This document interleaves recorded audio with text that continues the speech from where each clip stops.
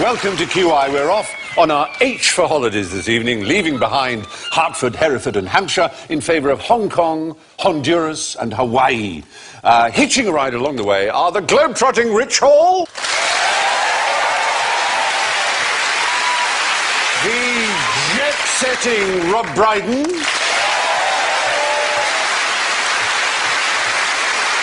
the wanderlusty Bill Bailey,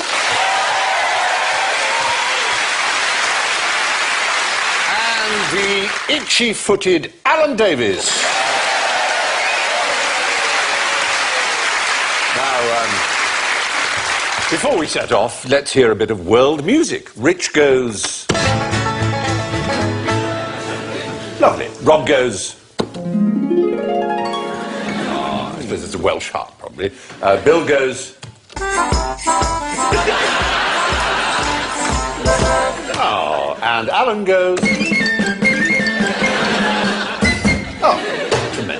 Right, now, settle down. The holidays are over, and it's time to hand in our homework. I've been rather fed up with basically having to say things that are quite interesting to you, and I thought it was time that you said things to me that are quite interesting. Right. I want you to interest me. I have sent you all off on your holidays, as you will remember, not at the expense of the BBC, at my own personal expense I have sent you. So there's a special prize of a half-day holiday if you can report on the most interesting thing in the country that I've sent you to visit.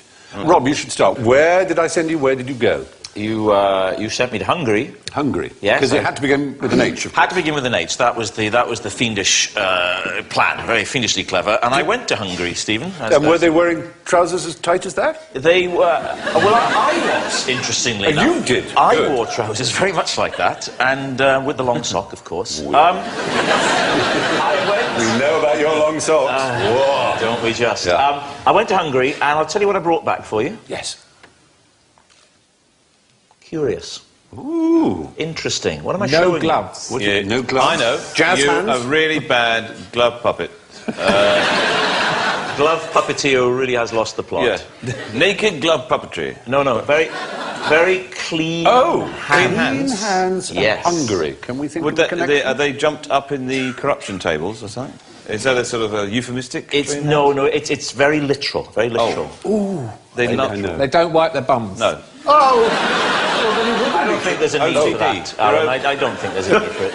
Obsessively washing their OCD. I do think there's a need to wipe your bottom, by the way. What I was saying is, I don't think there's a need for you to say wiping bottoms. I'm not for 1 minute suggesting you leave the loo with it just tricked.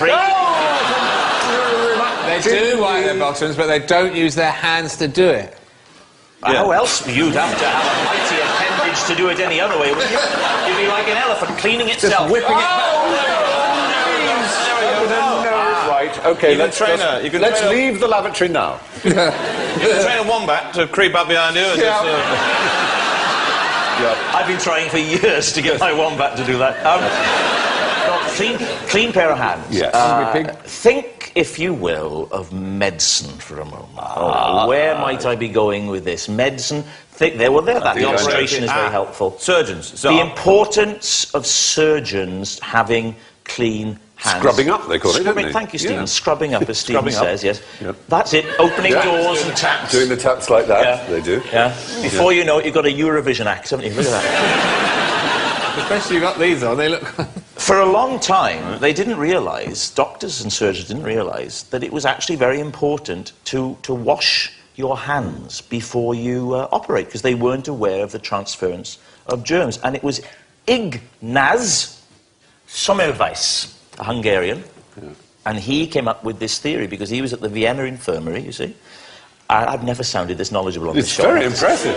He started this whole idea of the importance of cleanliness and hygiene. You're absolutely right. There is a museum in Budapest, to which I have been, called the Semmelweis Museum, which is where he lived. He died in poverty and insanity, in fact. I think he died in an insane asylum. No one recognised the absolute truth of what he said. So excessively clean hands actually drive you mad. Well, no, what drives you mad is telling the truth and having nobody believe you. See, doctors couldn't face the fact Saying that that he was basically saying that the thousands and thousands of deaths that took place in hospitals were probably the fault of doctors. It implied they were a little unclean, didn't it? Yes, exactly. It suggested that museum is a wonderful place. When you go in, there's a big sign that says, "Now wash your hands." Very, very good. Yes, you're right. But what else has Hungary given us? Goulash. Goulash? Yes. What does goulash mean? Do you know? Goulash means stew of some kind. Well, in Hungarian, it actually means... Do you know what It actually means cowboy. I learnt this while I was Cowboy. there. Cowboy. Cowboy, you're right. Ride 'em, means goulash. cowboy. Sorry, it's just quite seductive when you press that heart button. It's like we're going back in time. Yes. Well, tell us, Rob. Tell us. It's 1974, and goulash means cowboy. You're quite right. No, it means cowboy. Rubik's Cube, of course, also comes from... Yes, no, Rubik was a Hungarian. What do they drink in Hungary? They drink Bull's blood. Bull's blood, you're right. And bull's blood was responsible for one invention, which was not credited. In fact, the very word tells you who we think invented it. No, pasteurization. It was not Louis Pasteur who first thought of that. It was an Hungarian, but he wrote a paper on it that was in Hungarian, and nobody else in the world read it, because it's a very, almost a unique language. The other thing that Hungary is famous for, of course, is Laszlo Biro with the ballpoint pen. He also invented the automatic gearbox. Yes, he sold it to the Ford Motor Company, didn't he? Yeah, that's right, Biro. There's a lot more to Hungary than meets the eye. My grandfather. So why not visit when you get the chance? Hungary, there's so much going on. My grandfather was born in Hungary. Really? Yeah, they used to say a Hungarian is the only man who can follow you into a revolving door and come out first. Isn't there something about the language is uniquely odd? Well, it's unlike almost all European languages. But it's related to a language that's miles away. Finnish. Finnish and Estonian. Suomi.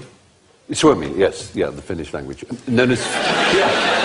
You owe me. I thought you was you owe me that. Yeah, you owe me that. When you say Finnish, do you mean the people or the dishwasher tablets? That's got a language all its own, isn't it? It is, you're so right. To really get to grips with it. I prefer the liquid. Powerball.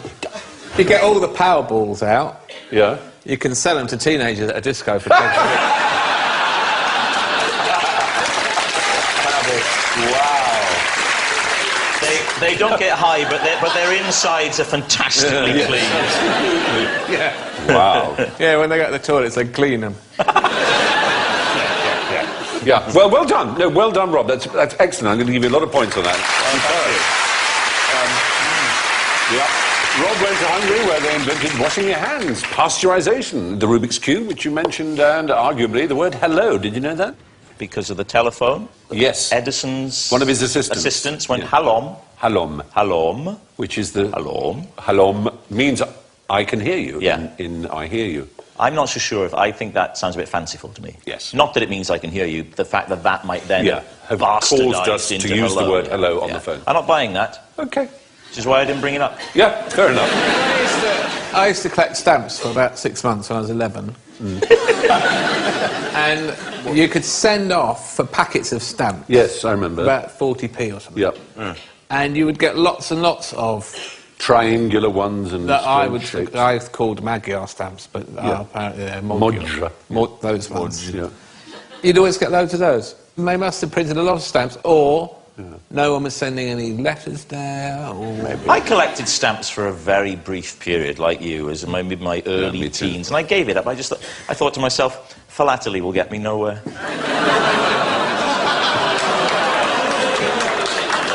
Rob, quickly, Presley, go back in time. Go back in time. Go back in time. I collected stamps for a period when I was an early teenager. I loved it. Yes, it's good. Well done. Good news.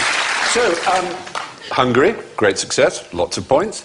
Bill, where did I send you? Well, I went to the Kingdom of Bhutan, which is in the Himalayas. It's actually the only country in the world which is a carbon sink, which means that it actually absorbs more CO2 than it actually gives out. So the greenest country on Earth? It's the greenest country on Earth. It's written into the constitution that the forest area of Bhutan shall never dip below 60%. And the cows are not allowed to fuck. No, that's right. It's a Buddhist country, and the national sports are archery and darts. But not darts as we know it. Jockey Wilson style, mini lagers and shouting. They're huge, they're quite big darts. They're quite lethal. There they are, that's the archery. Yeah. And that's the big dart he's chucking there. It's obviously miles away. I mean, it's not like the hockey, it's obviously a lot further away. Yes. He's a rubbish at it. Yeah. And then, yes, it's not targets, it's actually a hunting skill. He's trying to bring down a seagull there. It's a beautiful green country, and its main export is hydroelectric power. So it's even exporting renewable energy. So it's a wonderful paradise. There is a... Invade! Yeah, come on.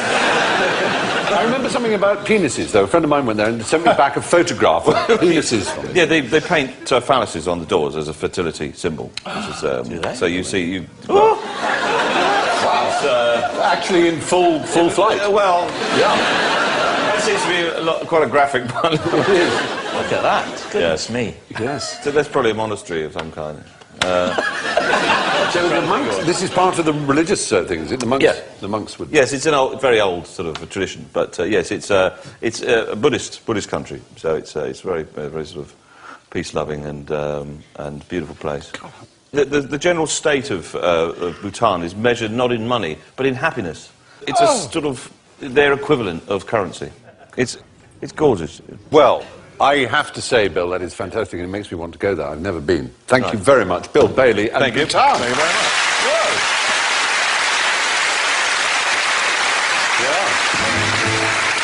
Yes. Can I take this off? I'm getting a rash. Okay. Thank you. I'm allergic to souvenirs. Anyway, yes, Bill Bailey was in Bhutan, where they have the world's only carbon sink. Darts is the national sport, and they pursue gross national happiness by painting huge phalluses on the doors. Rich, tell us about where you've been. I, Stephen, have been to Hawaii. Hey. Yeah. What can you tell us about aloha to Okay, Hawaii? I will tell you many interesting things about Hawaii. It was discovered by Captain Cook after he discovered Sydney Harbor. And then moved to New Zealand and met very friendly people, and he got to Hawaii and they ate him. It's true, isn't it? Yeah, they're very happy cannibals. I have here an outrigger canoe. Oh, yeah. I've been on this. This is the part that keeps it afloat, the outrigger part. Yeah. You tear through the waves, and then when you come back, you ride the waves back. So it basically is surfing. Hey, yeah. This wood is called Willy Willy. Excuse me? Which means Willy twice. Because Hawaiians like to repeat stuff a lot. Yes. They only have 12 letters, so... I know a word beginning with W that they repeat. That is one we use a lot on the internet. Wikipedia. Wikipedia. Wiki is a... Yes, wiki means quick. Means quick. How many letters do you say they have? 12. 12. 5 of those are O.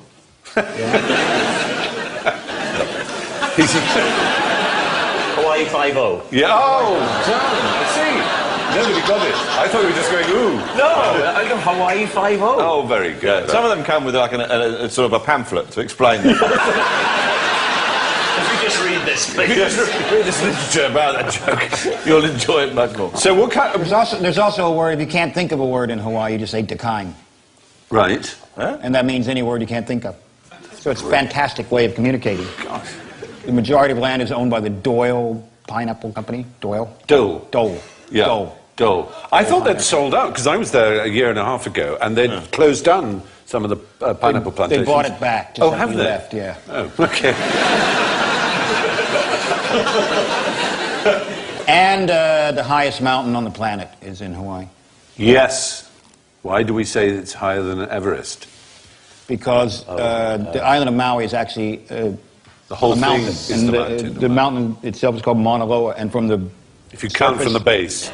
it is the highest mountain in the world. Very good. Excellent. So surfing, what can you tell us about surfing? Surfing was invented by the Polynesians. I've never surfed. You may be surprised to know. But I've seen some of those surfing movies. You've crowd surfed. Big Wednesday. I'm not even... Blackadder recordings. Oh, yes, naturally, there was a mosh pit there. It's really, really hard. I surfed when I was younger. And You it's don't really- anymore? It's very hard to get out in behind the waves so that you catch them. Very, very tiring. I had some very lessons in Oh. Bondi in Australia, and Right. it's the getting up. It's very hard. You got to, you know. I mean, that chap seems to have got the hang of it. Forward, and then when the moment comes, you got to hop up you in jump one on. fluid Oh, motion. never. I go surfing in Devon. Do you? It's great, yeah. Oh, right. In the winter. It's hardcore surfing. Wow. You have to wear wetsuits, Wetsuits, yeah. a hood, gloves, you know, the whole bit. Overcoat. Sometimes, sometimes you're in up to your waist. Yeah. So how good are you? Could you do something like that? Oh, yeah. Seriously though, can you do I've it? got up on the board. More than most of us could do, probably. Then it's very into the hard. water. It's very hard to get up I on stood the on the board, and I actually was so excited about it, I immediately fell off. So I went, look, I'm out! Oh, you know, Have you done it, Alan? Because I know you dive. I've been on those boogie board things, you know, where you go on your tummy. Oh, really? nah. That's great. It's good fun. In Hawaii, I've noticed... Australia, I couldn't get through, like Rich was saying, I couldn't get past the waves. We did a bit of splashing in the waves for a bit. Yeah. I got a bit tired. They get a guy on a jet ski to tow you out there. That's the way to do it. Ah. You see. Well, wonderful. Again, fabulous. Thank you, Rich Hall, with your gems. Now, unfortunately, Alan didn't get a holiday this year because, well, he was in detention. But well done, everybody else. Another question. Let's get hydrographical. Where in the world are you most likely to see fish falling from the skies? Ooh, Sardinia. Good effort. I like that. Finland. Can I just say? Finland, very good as well. Oh, he's coming up with fish-related There's a puns. frog interloping on that picture. There is It's a frog. Not just fish. No. Is that a clue? Well, sort of. There are... Bay of Biscay. No, not the Bay of Biscay. They get carried up, don't they? It's to Whipped do with up in climatic storm. conditions. In a They get- tornado. So like in the Bay of Pigs. It begins with H. It's nearer the Bay of Pigs. Honduras. Honduras. Is, Good God. there is a festival every year about falling fish. They don't, we can't show you a film of it, but supposedly, in almost every culture, there are stories of fish falling from the sky. Yeah, there is in Jorro, the Jorro district of Honduras, they have this festival to celebrate it. But the frogs go back to when did frogs fall from the sky? Exodus. Exodus, exactly right. In the plagues in Egypt. It was the Pharaoh and the Pharaoh, yes. plagues and Plague the of frogs. Joseph, locusts, yeah. frogs. Yes, and what explanations are there for these Well, stories? it's winds. It's high pressure or something, and it's they get kind of Sucked up into a sort of tornado. sucked up into the sky, carried along, a bit like your picture's illustrating, and then all of a sudden, whoosh! Yeah, that's the theory. Again, it's quite hard to I prove. thought that had been proved. Not to my knowledge. Tornadoes only happen on land, though, don't they? Isn't that right? They've got Yes. different words for them if they're on the water and on the land. I've seen a tornado in the sea. Have you? Down in Devon. Oh, really? I've definitely seen that. The exact thing. Didn't last very long, and not enough time for a fish to swim up it or be sucked up. But it did. There was a momentary sort of, the kind of the twister dipped down into the water Water spout. briefly. Yes, bad. That's Yes. it.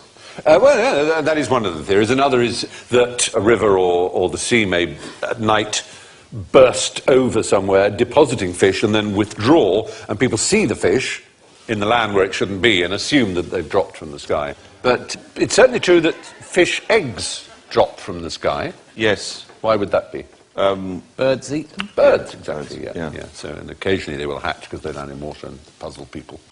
So, yes, in certain parts of Honduras, it rains fish every single year, or so the locals claim. How would you like to spend 2 weeks lying on a pile of parrotfish droppings covered in phenyl benzimidazole, sulfonic acid? Does that sound like a good... Is that sun cream? Oh, very good. Excellent. Excellent. So... that may not be such a bad thing after all. So it's lying on a beach covered in sun cream? Yes, most people would like it, but parrotfish droppings is a very special kind of beach, the kind we'd most like. White sand? White sand, soft white coral island sand, is parrotfish droppings.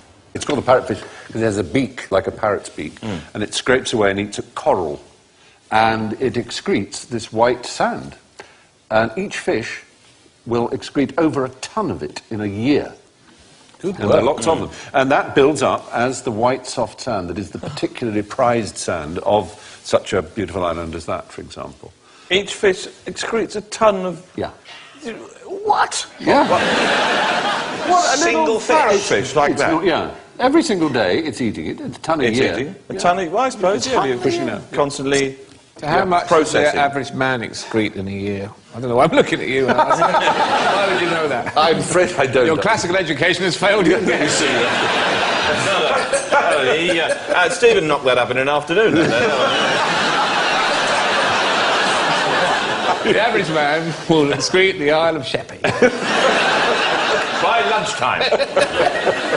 And the sun cream? What's the maximum sun protection factor at the SPF you could... 50, isn't it? 50. 50. What does it mean when it's SPF It means 50? you can stay 50 times as long in the sun as you really- would do if you would say, for example, the sun was so hot you were going to burn in 1 minute. Yeah. If you put that on, you can stay 50 minutes. Yes, that's right. Or if That's you the put it on in England, you could stay for a lifetime. While with sand castles. What do you Yes. know about sand castles? Oh. You need moisture. You need moisture. You need- How much moisture?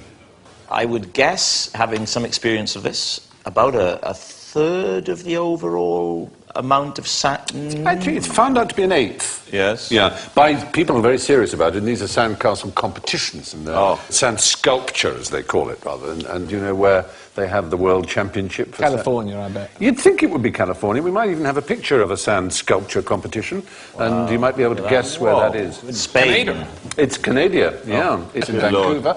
That's extraordinary. Yeah. Imagine if you just tipped a couple of buckets out and then you just looked over and, oh, no, that's really put that to shame, hasn't it, really?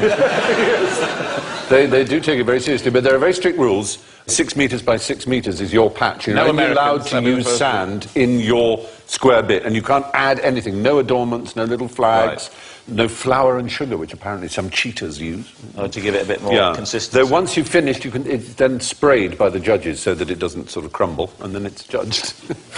What would you imagine is the world record? The longest? 1 mile. 16 miles. 16 miles. 16 miles, yeah, very long. Yeah, Isn't it blue absolutely. whale? Stretched for over 16 miles. It was in Myrtle Beach, Florida. South Carolina. Is it South Carolina?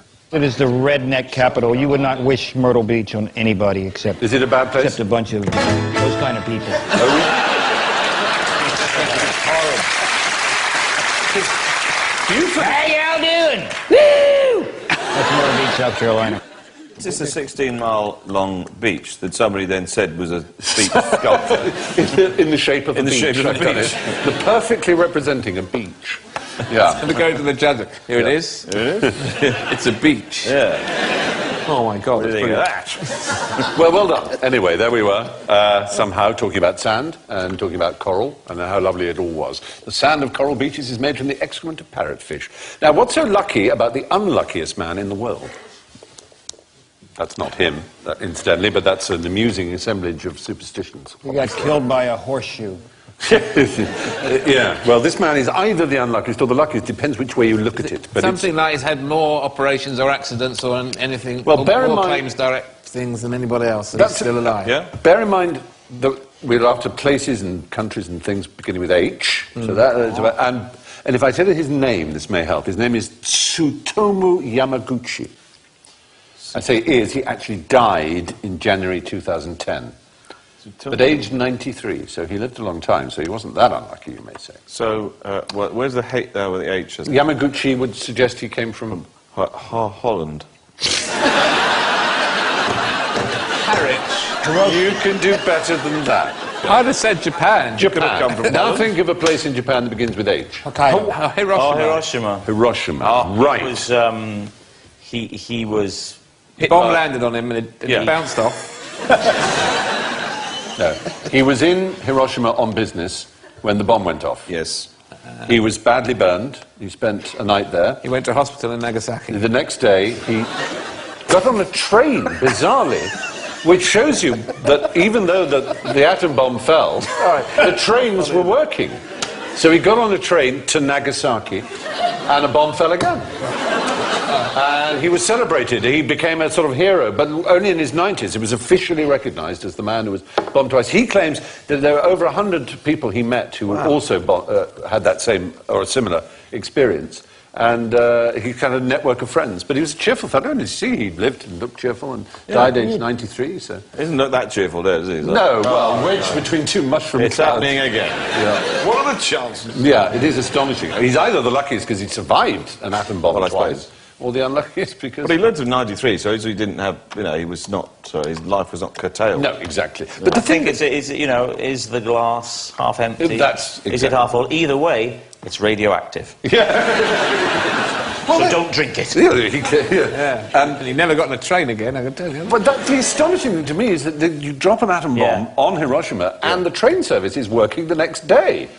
I mean, in our country... Keep calm and carry on. Yeah. A couple of leaves. That's it. Yeah, that's it for the rest of the winter. It is quite The extraordinary. wrong kind of bomb. Oh, it's the wrong kind of bomb. It was clearly the right kind of bomb. It's fine, everybody, don't worry, it's the right kind of bomb. The right kind of bomb has landed on the 4:30 from Potter's Bar. Please proceed to the nuclear area. I suspect they weren't privately owned. The sandwiches have not been affected. They could withstand a nuclear blast anyway.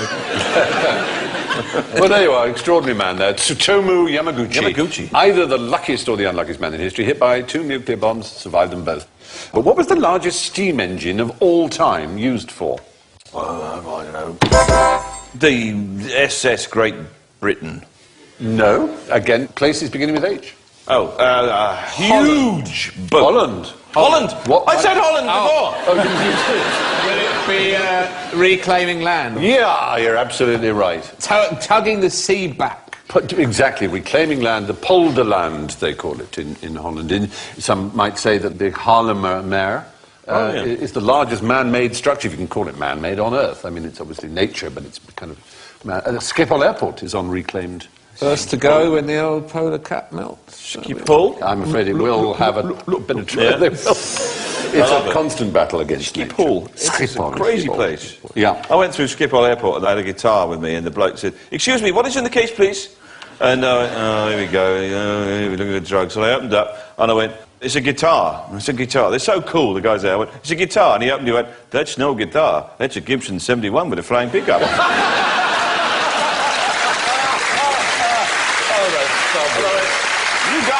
You guys are cool.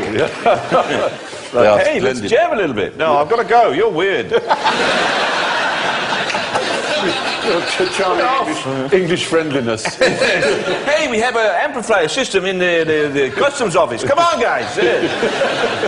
Well, no, the Dutch, indeed, they reclaimed a lot of their land because it's low-lying. It's the Low Countries. They lie although low. not by accident. It's one of the flattest places in the world, Holland. Very, very, very flat. Yes, talk to me about dikes. Dikes, okay. All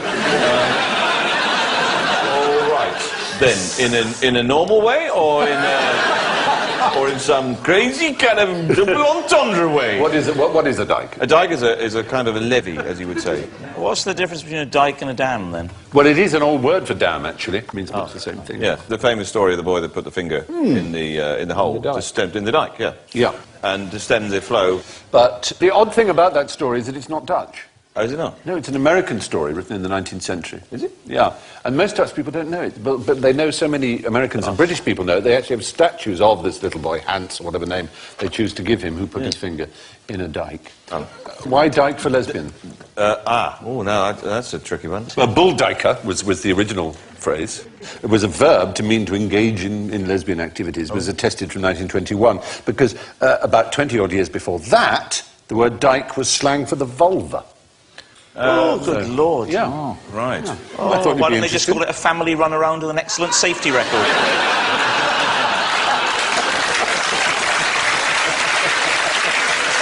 You're silly.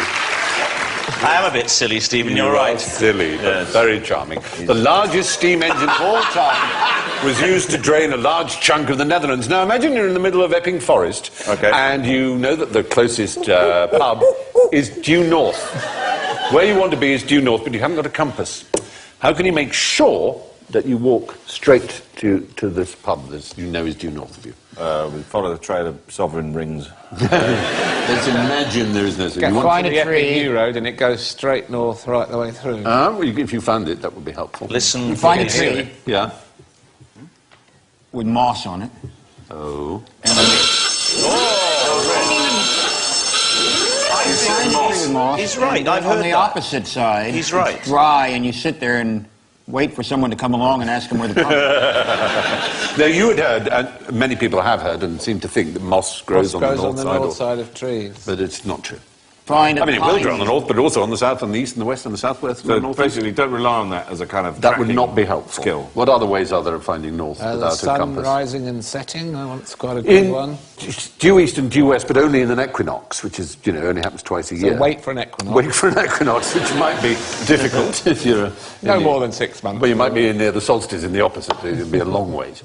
Do you know the one with the watch? Well, you have to go and buy a watch. Let's assume Buy a watch with an a ordinary, compass an ordinary on it. watch. That's Would cheating. be a good one. But no, you point the hour hand, the little hand, at the sun, exactly at the sun, and then exactly between that and 12 is roughly south. So you go to the opposite direction of that. It's complicated. Unless it's daylight standard time, and then And then you're screwed. you end up aren't you? a couple miles from the pub. But just travel always with Bear Grylls and Ray Mears. Then they will make you a compass out of their toes. Or something. Or their eyebrows. Or their eyebrows, Yeah. for example. You can float a pine needle on water, Yes, you could do yes. that if you were... just to kill time. Yeah, I was going to say. You can float a razor blade on water, and if it's magnetised, it would act as a compass. All of which aimless rambling brings us to the Wait a minute, tourist trap of general ignorance. What was the answer to the last question? If you get lost in Epping Forest, just listen for the traffic Yeah. and then go towards it. But you could use the stars, because the stars are fixed points, but that would only be at night, so you'd wait for night, yeah? Yeah. Now, do you know how to read the stars? Seriously, listen for the traffic. I'm sure you're right. Be much quicker. You wait for the stars. It's over there. Now, what's that constellation there? Uranus. Yeah, the Plough, the Dipper. Yeah. And do you know how you might find the North Star? What is the name of the North Star? Do you know what it's called? Star du Nord. Polaris. It's called. Polaris. Polaris. That's a you submarine. you take on the right hand those two there that sort of form the end of the cart, or however you want to look at it.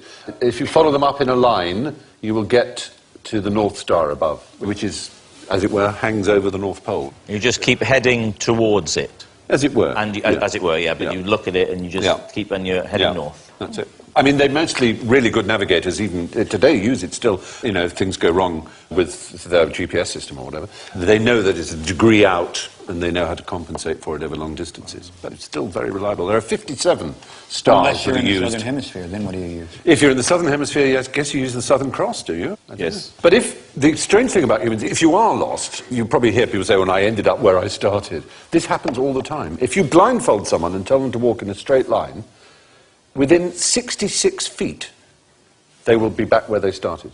That quickly. You go in circles. Really? We all do. Why do you think that might be? Homing pigeons. We're descending from homing pigeons. Yeah. That's it. We're asymmetrical. We're slightly... Put one leg shorter than the other. We have a lot of loose change in one pocket. It's... Isn't it some evolutionary Stopping it sort of... Yeah, it's probably kind of evolutionary. Stop you until you benefit? find the cave in the dark. Yeah. So you don't Maybe. wander off. That's a nice thought. I like that thought. Yeah. So fingers on buzzers, if you please. Which country contains the most of the River Nile? Most, Yes. Egypt. Oh, God, yeah. Anybody else? Is it Uganda? It is. The Nile does go through Uganda, but that's not the most of it. Most of the River Nile is in... Chad. No. Belgium. Buying time. I'm buying time. Yeah. Tasmania. Djibouti. Sudan is the right answer. If you look at a map, you will see it is massively the most. It's the largest country in Africa, and look how much of the Nile goes through Sudan. Nearly why decides to Egypt? come back again. Yeah, it does. It goes up and then back down again, and all the way through to Uganda. as So you why see. does Egypt have the sponsorship deal, like when Pepsi sponsor the Rolling Stones? I mean, is there It's some kind the of fertility from the delta down through that. So is a lot of Sudan desert? Yeah, pretty much, I fear. Okay. But it's huge. It is the biggest country in Africa, Sudan, in fact. But the lake at the bottom is called... The lake Victoria. at the bottom. Victoria, yes. And where is the source of the Nile? It's not the... It's Rwanda, in fact. Though it was thought to be, I think, there, where it ends in Uganda, the green one there, Jinja, the north of the of Lake Victoria. Rwanda. But it's now determined to be Rwanda. Bit Yes. controversial because it goes into the lake. I know, out then the it goes other into the side. lake, and you would say, but apparently that's what riverologists, as it were, now claim. How long is it? It must be thousands and 3,000 miles. 3,000 miles? 4,000 miles. Any advance or Well, I'll say retardation? 5,000 miles to enter into the spirit of things. Okay. It's 4,184 miles. Sounds about right. So you said 5,000 and you said 3,000. I said 4,172. Just quietly when other people were talking. Big cheetah. Big cheetah. Oh. 4,182 miles long. Jolly long. What does this part of the world belong to? There's Sudan again, there's Egypt. Which country owns that circled area? Well, it's coloured in yellow. The colour of Egypt. Is it one of ours, sir? Do we still hang on to it? It's called Bir Tawali.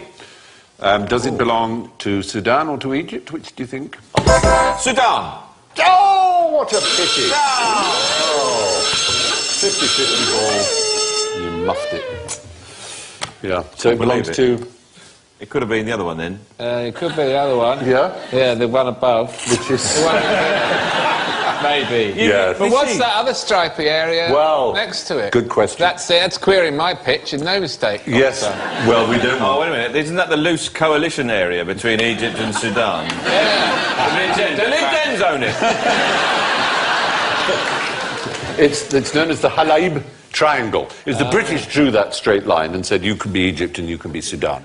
But the point is that the Bir Tawil is pretty arid, there's nothing much there of any interest, but the one next to it, which is disputed, is worth having. Oil. Yeah, the problem is both Egypt and Sudan deny that they own that, because they think if they deny they own that, they'll be getting more of a chance for someone to arbitrate that they do have the valuable one. Each country is desperate to say that it doesn't own it, which is rather rare. It's available. Let's snap it up. Yeah, okay. So this is ongoing. It's ongoing, yeah. Dispute. Oh, I see. Meanwhile, Saudi Arabia have tunnelled beneath the Red Sea and stolen the both. triangle and taken it away. Anyway, the area of Bir Tawil sits between Egypt and Sudan. Both countries are fighting over the right to not own it. We're currently now, not giving too much away, in a studio in London. Where is the nearest piece of American soil to us here? Grosvenor Square? Is it?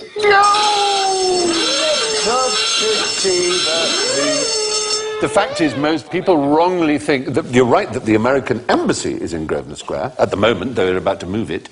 But an embassy is not considered the sovereign soil of the nation whose embassy it is. It belongs to Britain, the soil there. It's not American soil. This is a myth, this idea that the moment you step foot, you're on American soil. They wanted to buy the lease. Who owns Grosvenor Square? Duke of Westminster. The Duke I of expect. Westminster. The Grosvenor family, yeah, the Duke of Westminster. And they asked for the freehold. And do you know what he said? He said, yes, if you give my family back the state of Virginia, which you confiscated from us, you can have that. So they decided not to. Good work, Duke of Westminster. I like him already. But there is American soil in Britain, and the nearest to us is in Surrey. It's a tiny area. It's a memorial. A place in Surrey famous for an extraordinary British event in the year 1215. Do you know what happened? Signing of the Magna Carta. Yes. Oh, I know where it is. Runnymede. Runnymede. Runnymede. Yes. But what is the memorial in Runnymede? There's a JFK memorial. It's the memorial to John F. Kennedy. I've been there. I've been there. Yeah. And it's Yeah. deliberately these sort of isometric, or whatever the word is, asymmetric steps, they slightly higgledy-piggledy, suggest a journey of pilgrimage towards him, and it is officially American soil. Anyway, so, embassies belong to the country they're situated in. So the US Embassy is not American territory, but there is some US soil at the JFK Memorial. Now, what might land on your head if you live under a flight path? I know what you get if you sit under a cow. Right. What? On the head. Hey! Very nice. Urine. Frozen urine. Frozen urine. Well, That won't happen. They do not jettison their poo or their pee. Is this the blue ice? People think that's blue water that's frozen, but it just doesn't happen. They don't. It's completely sealed in. Is it pollution? You might get ordinary ice from the wings, because it's exactly from the edges of the wings. But what you will not get is poo or pee water. Because they don't jettison it. They never jettison it. No. Unless they're over Kent. Unless they're in the Kent. Unless, of course, you do it out the window. Yeah, yes. Oh, my goodness, look, that's a closey, isn't it? Good gracious. Good Lord. There you go. Yeah. Very cheap flat indeed. Some trains still, however, do, you know, you just, when you flush, goes into the track. Is that why they say don't do it While in waiting the in the station, on the yeah. platform? I thought that was just because they might be changing the barrel. Like in the pub with beer, you mean? Me. What a Take the thought. barrel out at crew. So aeroplanes don't dump their waste while in flight. If some ice falls off a plane, then it probably came from the wings. Which country has the lowest age of consent in Europe? Kazakhstan. In Europe. In Europe. Holland. No. Holland. Not Holland. Is it a H? No, it's not. How Well, about you? there's the person who runs it is a double H. Oh. And holiness. Yes. His Holiness. Yes. The Vatican. The Vatican City has the lowest age of consent. Age of 12 is the age of consent in Vatican City. Gasp! Yes, right. It's for peculiar reasons, yeah. It's because I think we know what the reasons are, Steve. it's to do with the Lateran Treaty, in which Vatican City became a sort of sovereign state. So they elected to choose the laws of Italy from 1924, and it so happened that then Italy changed its consent from 12 to 16, and the Vatican didn't, and they've never bothered to change it since. But is it something that's followed, or is it just, it's one of those old laws, but in reality it's frowned upon if you were to, you know? Oh, I don't think they would know. I think it would be No, frowned upon. I'm not even sure that they have citizens who would like to get married, or even, who knows. I mean, it's very peculiar. The only people who can vote are cardinals under the age of 80. That's the only voting they have, is for the Pope, and the people who vote for the Pope are cardinals. So no one. It's a peculiar city in that sense. It also has the highest crime rate. Yeah. By a long way, it has the highest. What would you say its population is? 5. 800. 500 is the 500, answer. yes. 500. There are 600 offences per year. What sort of offences? Who? Is it just one family? One really bad family. You've got tyres out in the front It does drive, mean- You're not going to do it, they knock you out. That proportionally per capita, it has the highest crime rate in the world. A lot of 11-year-olds getting married. Yeah, that's probably what it is, exactly, yeah. But it has the most helipads and TV stations per capita in the world as well. It's a strange place. It's nuts. Yep, the Vatican City has the lowest age of consent and the highest crime rate anywhere in Europe. But alas, our holiday romance is nearly over, ladies and gentlemen, so let's see who scored. We have a clear winner with +7. It's Rob Brydon. Well done. And only 12 points behind on -5, Rich Hall.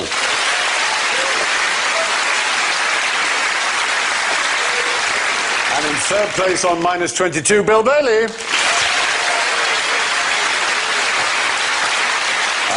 With -28 is Alan Davis.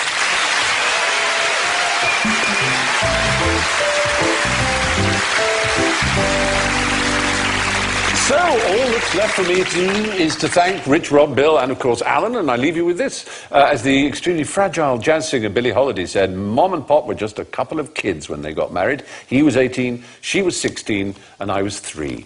Good night.